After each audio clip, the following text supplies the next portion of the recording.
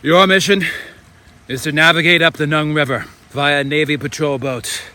Find Colonel Kurtz near Nung Mung Ba and infiltrate his team by any means necessary. Then, terminate the Colonel. Terminate the Colonel? Terminate with extreme prejudice.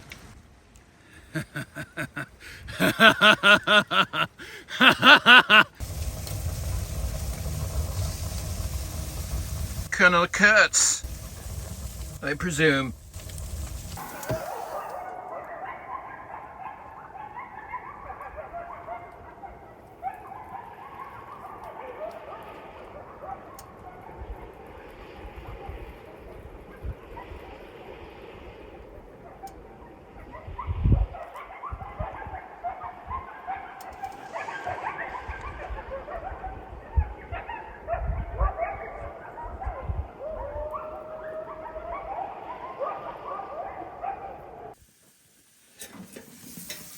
Oh, yeah.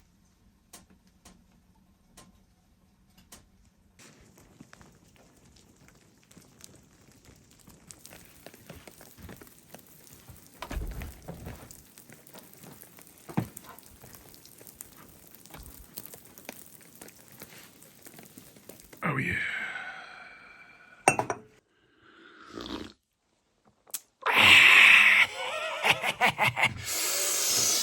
Guys, I cannot believe it. So the first image, well, it was actually the third image we got on the trail cameras, was of a wolf with blood all over his leg and his neck.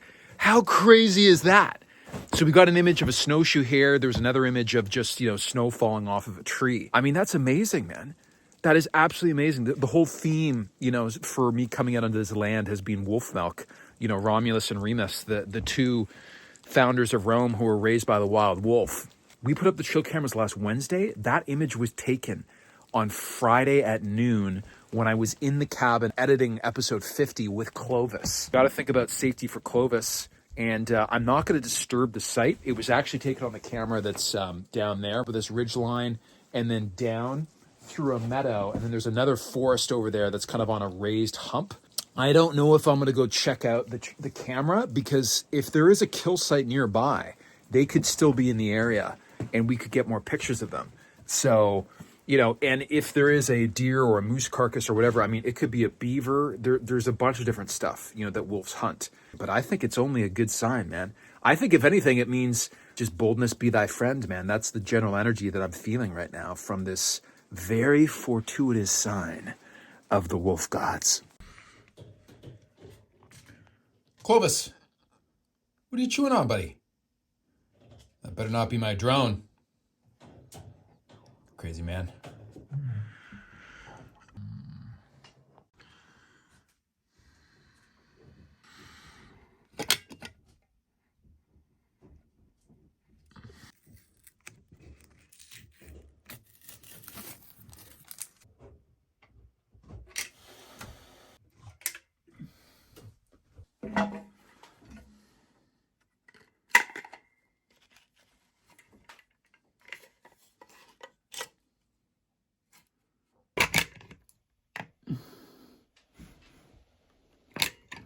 The consistency of this DAP ultra clear stuff it's not nearly as malleable as the LePage Quad Ultra or whatever that stuff's called. So we're gonna have to get another tube of that. I'm just gonna throw this out because this stuff is not good. It's not filling the crack properly.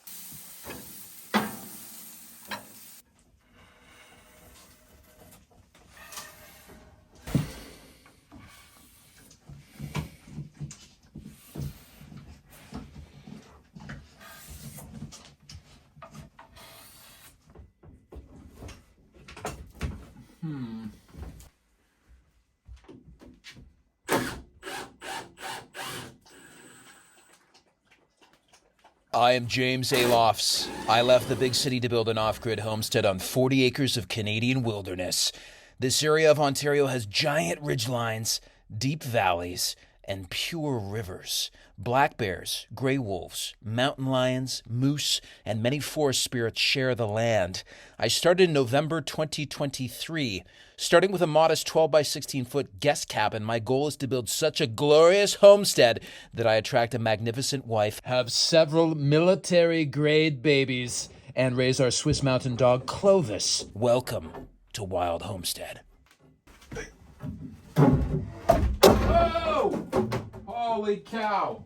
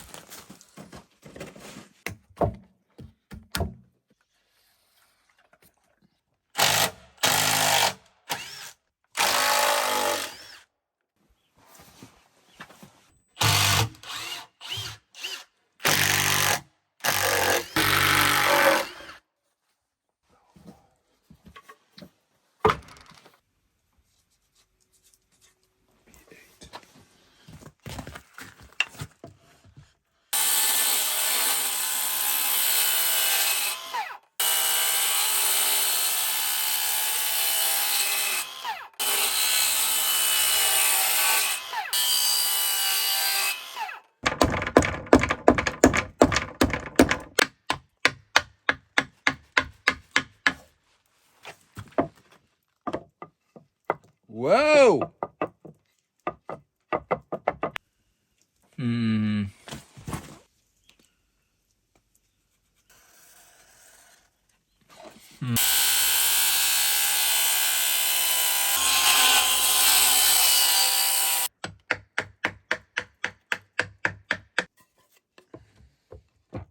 It's a little tight.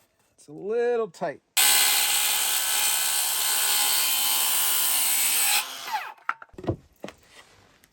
Okay. Okay.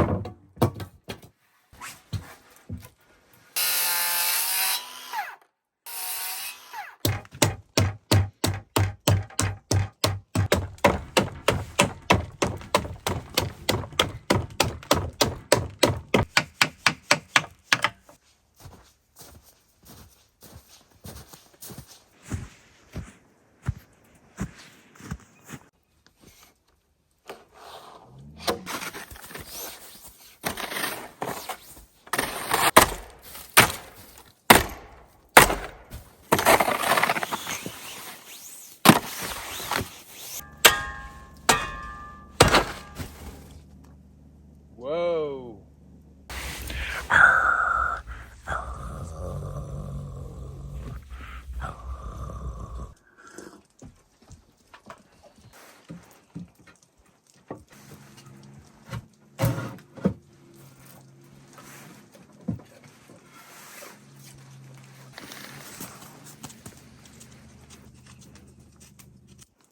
These past 2 days where it's been actually, just above freezing, Clovis has been spending so much more time outside, just kind of wandering. He hasn't been leaving the field, but just wandering around.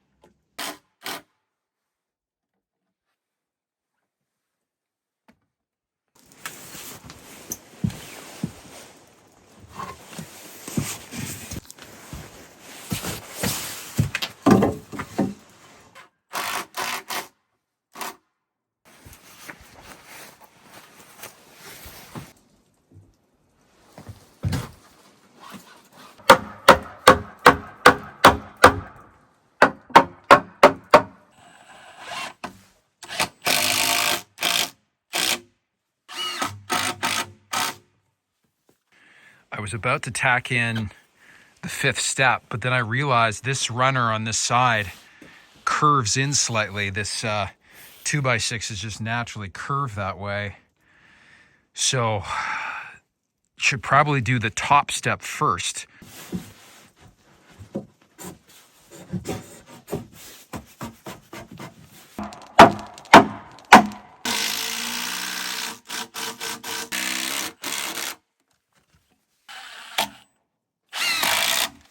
Okay.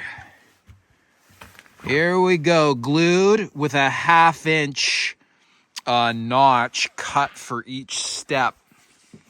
So thanks so much on my last video, guys.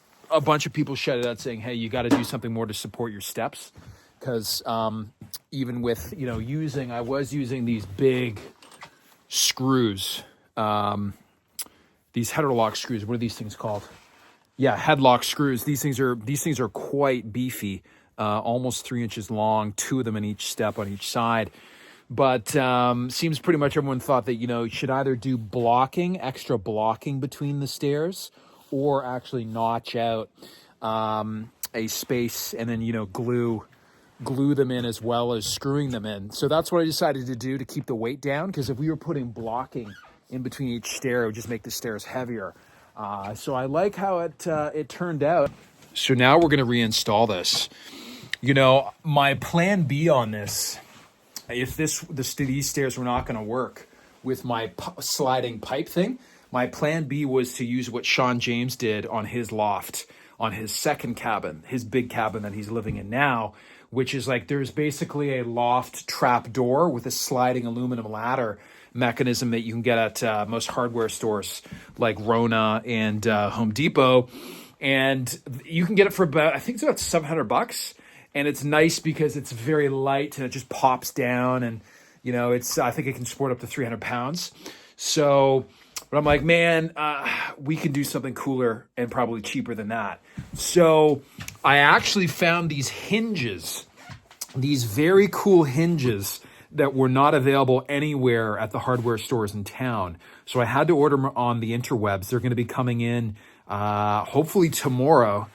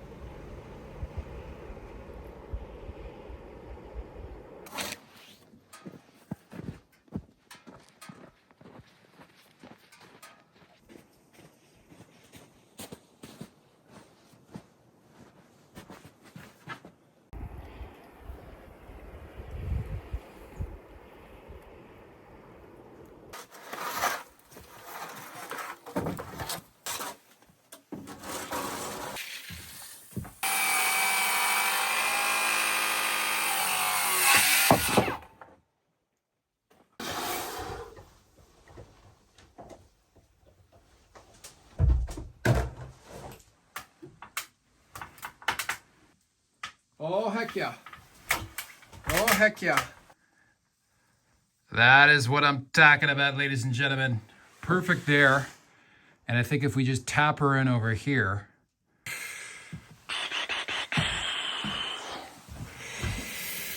heck yeah.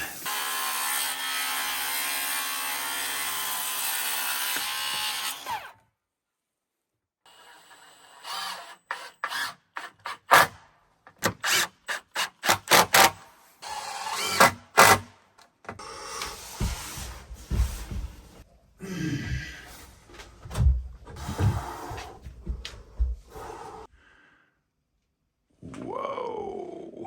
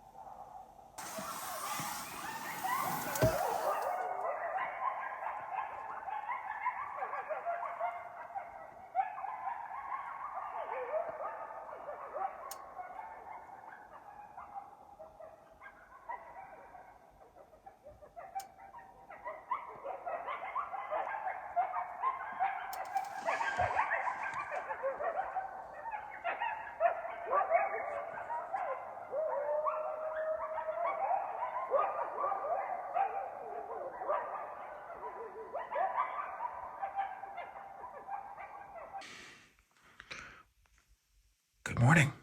Hi. Oh. Hello.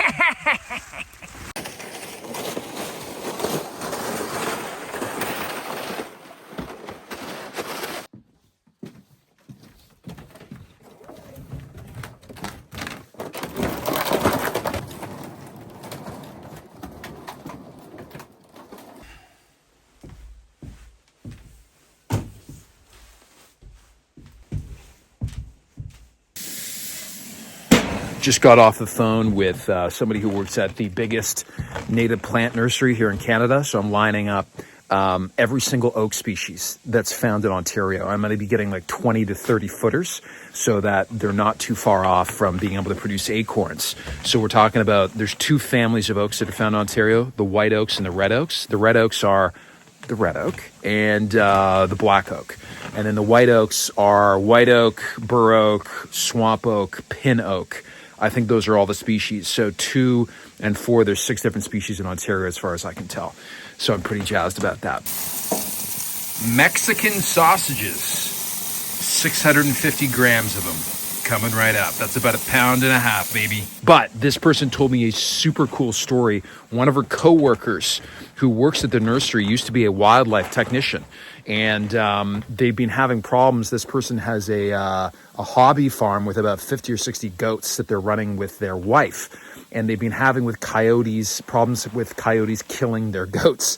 So they got to Anatolian shepherds, which have reduced the predation on the goats, but it's still happening. So what the guy did was made giant brush piles at all four corners of his property. And, what this person was saying is that, you'll have a downed tree or maybe two trees fall on top of each other in the wild. And that's amazing habitat for rabbits, for small birds like, wild turkey and grouse or quail or partridge, whatever it happens to be. But when used strategically, make a huge mound of brush. That is like a super condominium for critters, and it draws them like crazy because it's a place where they can escape predators, but it's also places they can breed, and it also attracts lots of like salamanders and insects and stuff, so they have food that they can eat as well. So he made these giant brush piles in the four corners of his property with the knowledge or the hypothesis that this would attract and have habitat for so much small game, including like mice and rats, I guess, that it would literally attract the coyotes away from the goats. And he set up trail cameras on each four of the piles, and that's exactly what has been happening. So the predation has dropped to almost zero since he set up these brush piles about a year ago. And he sees on the trail cameras, the coyotes will literally sit in and around these brush piles and wait and then ambush small game.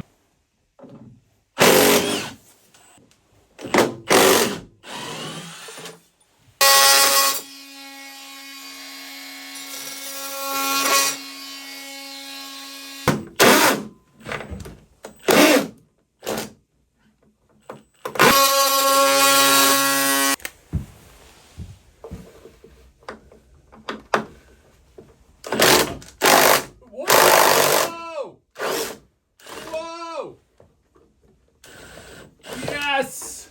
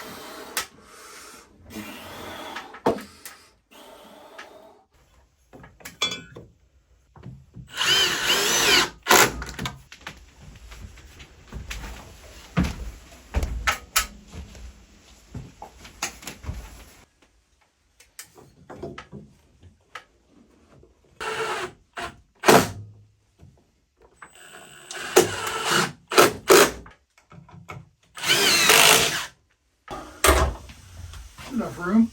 Uh-oh. Whoa!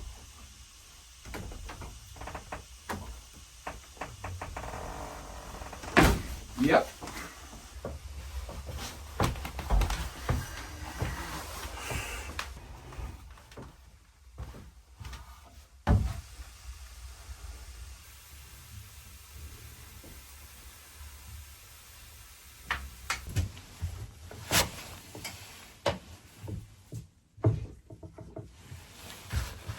Very good news. Just got the delivery notice. And our special hinges have just arrived at the P.O. box. So Clovis and I... Clovis, where are you, buddy? Clovis! We're gonna go get the hinges.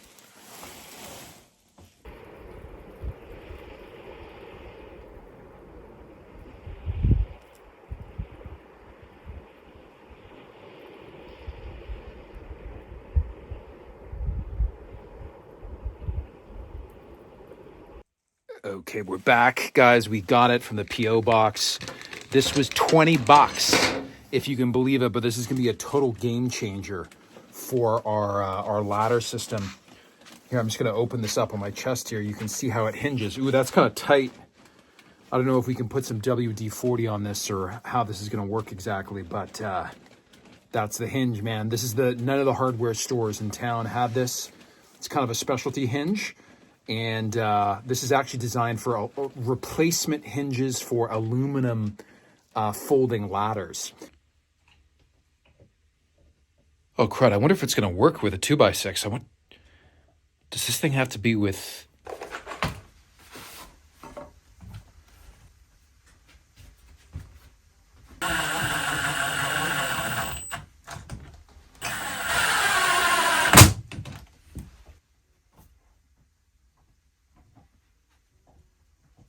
Bro! Yes! Yes! We can work with this.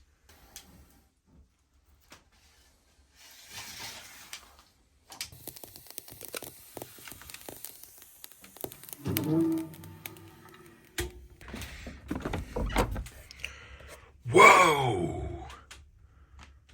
Oh, sorry. Well, that wasn't very smart. Old Man Winter is still here. Good boy. Stay there. Stay there. Okay. Good boy. Good boy.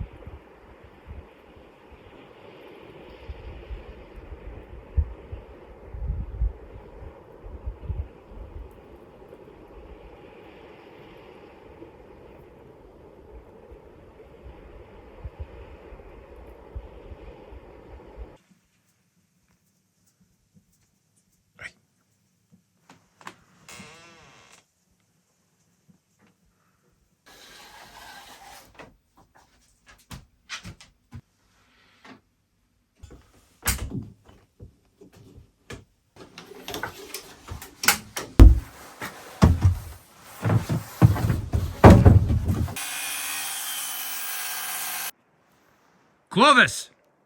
Clovis! Come! Good boy. Good boy. Come on. Come on. Oh, good boy, good boy, good boy, good boy. Yeah. Hi. Hi. Good boy. Don't get too... The wolves might be trying to lure you. We don't want to get too close. Yeah, come on. Come on, man. Go by the fire. Go by the fire. I had some great comments from people about the conversation last time on storytelling as a tool that humans use to understand human behavior, aka empathy. Now, I still had some comments and DMs on Instagram, people using empathy in a way that suggests empathy is about caring about other human beings. But I'd like to reiterate that empathy, in terms of how it's defined in evolutionary biology, has nothing to do with caring about people. That would be sympathy. Empathy in evolutionary biology is just the cold, hard desire to understand human behavior so that you are more likely to survive. Because the better your understanding of human behavior or empathy, the better you are able to collaborate or compete with the other humans around you. And because this desire for understanding empathy, it's hardwired into us, this is why we love storytelling, because it's one of the best ways to learn about empathy. It's essentially a simulation of empathy where you don't have to do it yourself. You can hear stories about other characters who have experienced these things and what they learn and how they interact with other humans. So Game of Thrones, I think you can easily argue, is the most successful television story of all time. If you look at its ratings during the decade it was broadcasting, it was higher than The Sopranos, than Breaking Bad, than Mad Men, a lot of the other big, great TV shows of the time. And I think one of the reasons for that is that Game of Thrones was a masterful empathy simulator. When you're watching it, yes, you can laugh and cry and be entertained, but at its core, Game of Thrones taught audiences more about empathy, I think, than any other story out there at the time. So George R. R. Martin was brutally honest about what it is like to be a human. Ned Stark in the first season of Game of Thrones, that character is faced with a choice between duty and love. Duty to the kingdom and the king, and the love of his family. And he chooses duty, right? He's presented with King Baratheon of King's Landing, asked him to come to King's Landing to help him sort out the kingdom. And he could do that, or he could refuse the king and stay in Winterfell and try to protect, his family. He chooses to do his duty to the kingdom. And what ends up happening to Ned Stark? He ends up getting killed for that choice. If George R. R. Martin was an ideological storyteller, if he was a hippie and he thought, hey man, love and peace, there's nothing more important than love, he would just leave it at that, because he is essentially making an argument with Ned Stark that, listen, love is more important than duty. However, the genius of George R. R. Martin is that Robb Stark, the son of Ned, in I believe season 2 or 3, he's faced with the exact same conundrum, where his duty is to marry the ugly daughter of Walder Frey to cement a military alliance between the Starks and the Freys. Or he's actually in love. His true love is this super hot doctor lady. By making that choice, he chooses to marry his true love instead of the duty to marry the ugly daughter of Walder Frey. And not only does he get killed, but half the Stark clan gets wiped out by Walder Frey at the Red Wedding. So what's so interesting about that is that same problem, what's more important, duty or love? The father and the son, opposite choices, both end up getting killed. What he's showing us is that, listen, it's a very difficult choice. Duty is extremely important. Love is also extremely important. He's not ideological in any direction.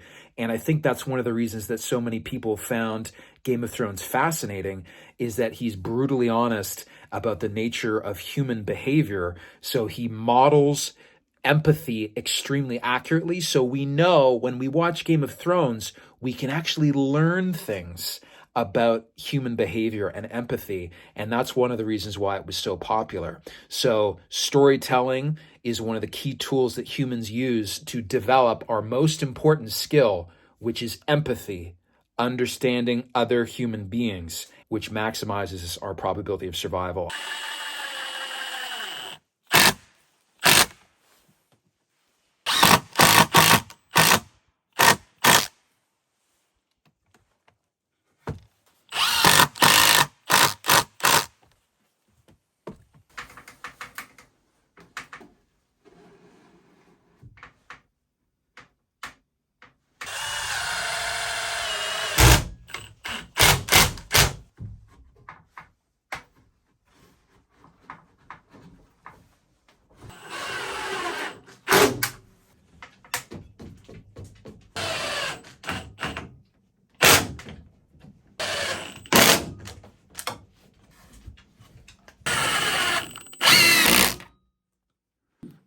Okay, so I'm trying to line it up with the bracket.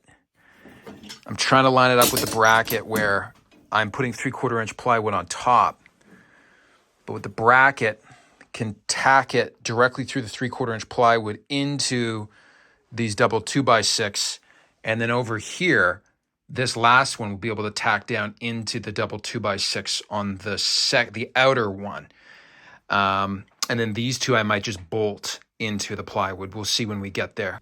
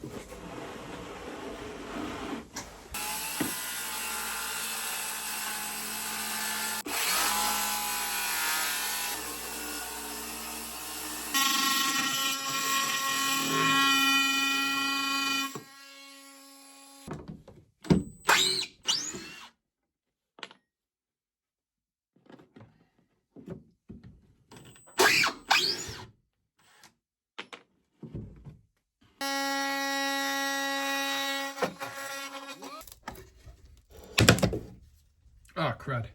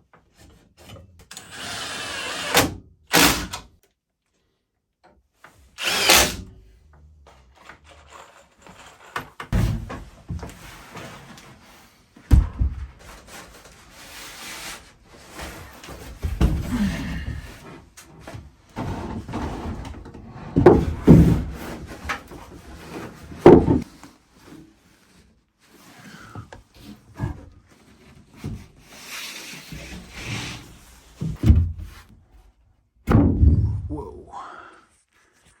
Nice.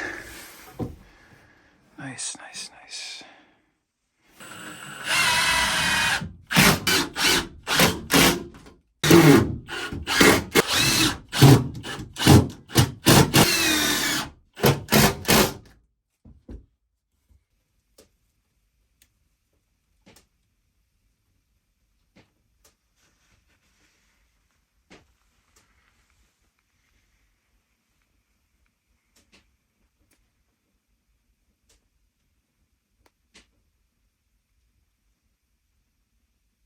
Hello, good morning. Hi. Oh. Whoa.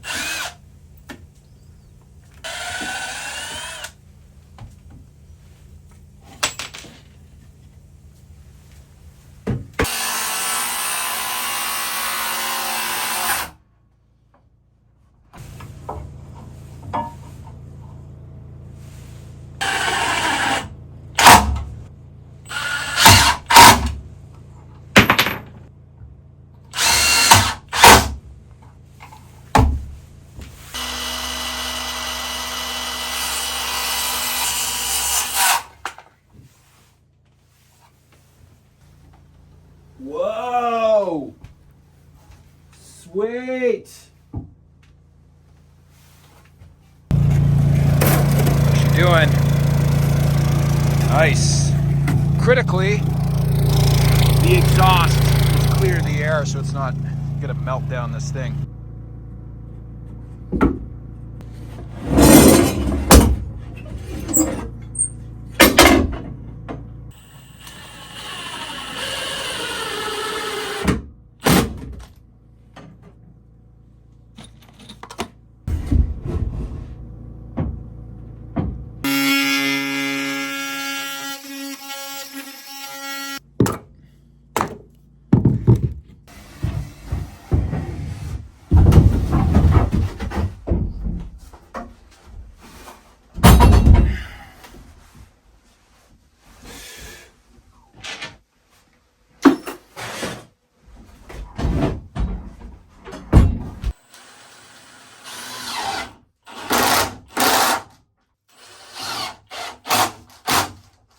Oh, that crack, you guys. So we're out of these 1.5 inch structural screws here that I want to use for the rest of the brackets. But I think we got enough. We got 3 of them in. Let's see how this thing is swinging. Oh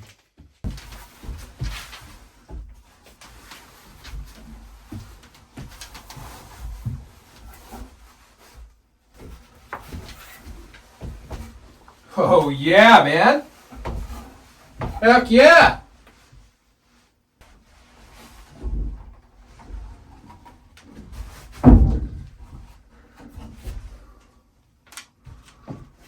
Whoa! Oh boy. Oh boy. Oh my God, guys. The bracket on this side is just barely, you see this right here? It's just barely scraping in there. So if I shave off just a little bit of this, I mean, we've already shaved it off here, it's gonna fit. You know, the other alternative is to literally, we only have to move this by 1/4 or 1/2 of an inch. If you look at these 2 things, move those. To move these and to shave this, man.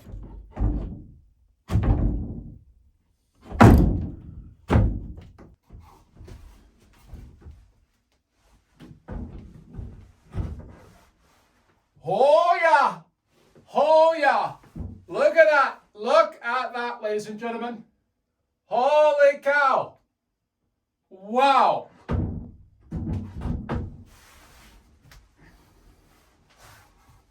So now, by just shaving off this little chunk, this is more than needed, but it swings by there fine. And then on this side, this left bracket here, that knob is actually ever so slightly nicking both these screws. I think what we can do is if we take these 2 screws out and replace them with nails, the nail has a flat head and it should miss that. So that will solve that problem.